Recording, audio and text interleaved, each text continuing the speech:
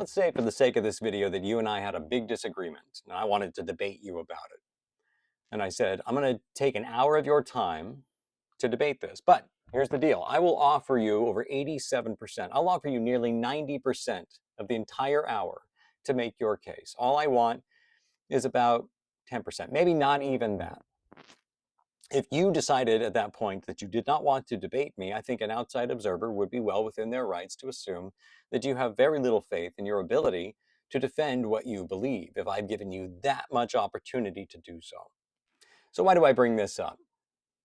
Well, an associate of mine who's big into homeschooling posted a snippet from a book, and it included a series of quotes, the typical ones you've seen from Marx and Lenin and Stalin and the usual rogues gallery that the right trots out to prove how bad socialism and communism are, about public education and shaping young minds and, give me 4 years to teach a child and the seeds I have sown will never be uprooted, or we must remove the children from the crude influence of their families. Now, I have not gone and verified these quotes. They may or may not be authentic.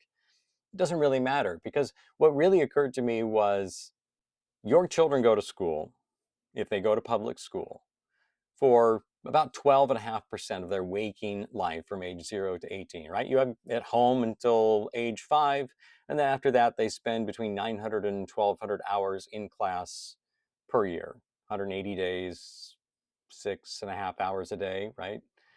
And so the total amount of time that they're in a school for their waking life is barely over 12%. You have them the other 88% of the time almost. And what you're telling me is you don't have the faith that that 80+% of the time that you have them is sufficient for them to be able to ward off anything they hear that might be oppositional to what they've been taught at home. And even then, I mean, let's assume out of that 12% of the day, 5% of that is them actually hearing something that disagrees with what you've taught them. Something like an evolution versus creation thing, or about genders being a spectrum instead of binary, something like that. That's occasionally they might hear something. In most of those classes, the school will give you the option to opt your kid out if you want. But the point is, if you don't feel like you can defend your belief with 85% plus of the time with your kid, then either you don't have much faith in your kid or you don't have much faith in what you believe. And you might want to decide which of it is.